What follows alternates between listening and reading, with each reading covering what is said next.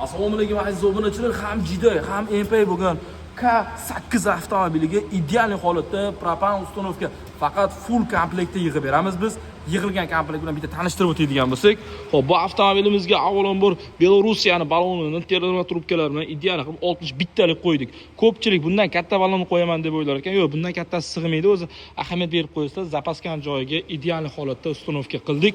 Xo'p, oldi qismiga keladigan bo'lsak, bu avtomobilimizda maksimum yurg'izib beradigan bloklardan foydalanganmiz. Ya'ni qaysi deysizmi?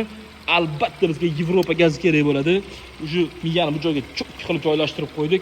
Mana shu motorga maksimum davleniya yetkazib beradigan reduktorimiz, albatta spektor reduktori bo'ladi. Eng kuchli bo'lgan reduktorlar mana shu motorga maksimum yetkazib bera oladi.